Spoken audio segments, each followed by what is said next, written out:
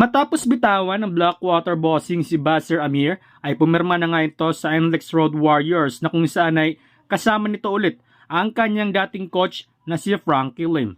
Umalis si Amir sa Blackwater dahil hindi nga sila nagkasundo sa bagong kontrata. Well, sa pag-alis naman ni Amir sa Blackwater ay siya namang pagpasok ni two-time PBA MVP James Yap sa team. Kasabay nito ang posibleng pagpirma ulit ni Pinoy Sakuragi Mark Pingris na dating nagkausap na sila ni Pingris at Blackwater owner Diosildo C na handa nilang bigyan ng kontrata si Pingris.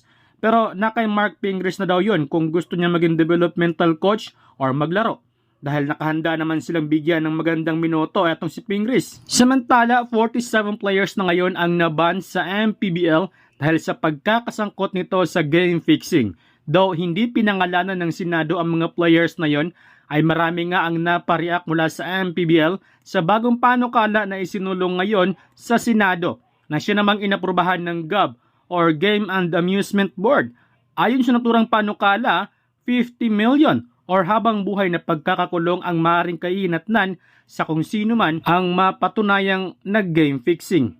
Panguli sa ating update mga idol, looking forward ngayon ng Talk and Flex sa paghahanap ng player na papalit dito kay Mikey Williams. Ayon kay Coach Chot Reyes na close naman ang kanilang pintuan para kay Mikey Williams matapos nilang i-terminate ang kontrata nito dahil sa hindi nito pagsipot sa mga activities ng team, particular na ang EASL. Issue kasi kay Mikey Williams ang pag-demand umano niya ng malaking halaga na siya namang hindi nagustuhan ng kupunan. Kahit may kontrata pa si Williams ay hindi pa rin ito nagpapakita sa team. Kayo mga idol, ano masasabi ninyo sa video natin ngayon? Huwag kayong mag-like, comment at subscribe.